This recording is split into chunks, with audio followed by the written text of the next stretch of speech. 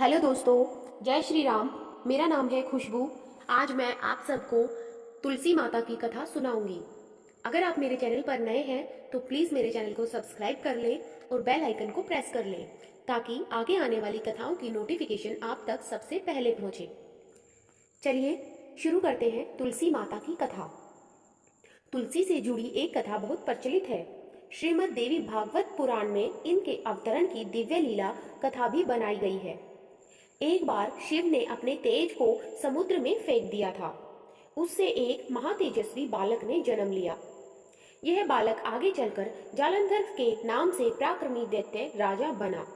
इसकी राजधानी का नाम जालंधर नगरी था। दैत्यराज कालनेमि की कन्या वृंदा का विवाह जालंधर से हुआ। जालंधर महाराक्षस था। अपनी सत्ता के मद में चूर उसने माता लक्ष्मी को पाने की कामना से युद्ध किया, परंतु समुद्र से ही उत्पन्न होने के कारण माता लक्ष्मी ने उसे अपने भाई के रूप में स्वीकार किया। वहां से पराजित होकर वह देवी पार्वती को पाने की लालसा में कैलाश पर्वत पर गया। भगवान देवादिदेव शिव का ही रूप धरकर माता पार्वती के समीप गया, परंतु मां ने अपने योग बल से उसे तुरंत पहचान लिया तथा वहां से अंतर ध्यान हो गई। देवी पार्वती ने क्रुद्ध होकर सारा वृतांत भगवान विष्णु को सुनाया। जालंधर की पत्नी वृंदा अत्यंत पतिव्रता स्त्री थी।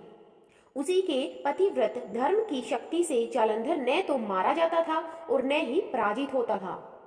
इसीलिए जालंधर का नाश करने के लिए वृंदा के पतिव्रत धर्म को भंग करना बहुत जरूरी था। इसी कारण भगवान विष्णु ऋषि का वेश धारण कर वन में जा पहुंचे, जहां वृंदा अकेली भ्रमण कर रही थी। भगवान के साथ दो मायावी राक्षस भी थे, जिन्हें देखकर वृंदा भयभीत हो गई। ऋषि ने वृंदा के सामने पल में दोनों को भस्म कर दिया। उनकी शक्ति देखकर वृंदा ने कैलाश पर्वत पर महादेव के साथ युद्ध कर रहे अपने पति जालंधर के बारे में पूछा। ऋषि ने अपने माया जाल से दो वानर प्रकट किए। एक वानर के हाथ में जालंधर का सिर था और दूसरे के हाथ में धड़। अपने पति की यह दशा देखकर वृंदा मूर्छित होकर गिर पड़ी। होश में आने पर उन्होंने ऋषि रूपी भगवान से विनती की कि वह उसके पति को जीवित करे। भगवान ने अपनी माया से पुनः जालंधर का सिर धड़ से जोड़ दिया, परंतु स्वयं भी वह उसी शरीर में प्रवेश कर गए। वृंदा को इस छल का जरा आभास न हुआ। जालंधर बने भगवान के साथ वृंदा पतिव्रता का व्यवहार करने लगी, जिससे उसका सतीत्व भंग हो गया।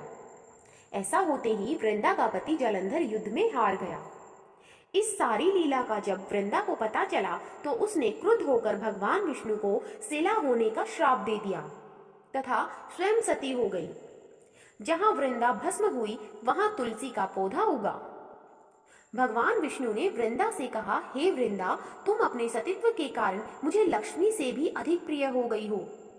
अब तुम तुलसी के रूप में सदा मेरे साथ रहोगी। जो मनुष्य भी मेरे शालिग्राम रूप के साथ तुलसी का विवाह करेगा उसे इस लोक में और परलोक में विपुल यश प्राप्त होगा। जिस घर में तुलसी होती है वहां यम के दूत भी असमय नहीं जा सकते। गंगा व नर्मदा के जल में स्नान व तुलसी का पूजन बराबर माना जाता है।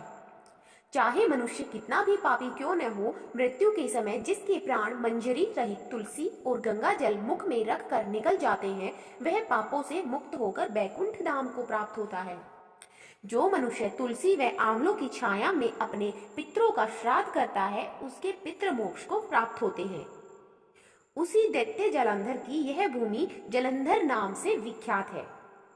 सती वृंदा का मंदिर मोहल्ला कोट किशनचंद में स्थित है।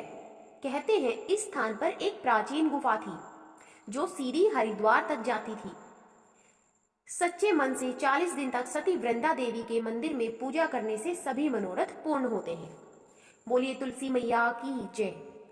अगर कहानी अच्छी लगी तो मेरी वीडियो को लाइक करें, शेयर करें और कमेंट करें और मुझे सपोर्ट करें। मेरे चैनल को सब्सक्राइब करें, बेल आइकन को प्रेस करना ना भूलें। धन्यवाद। हेलो दोस्तों, जय श्री राम। मेरा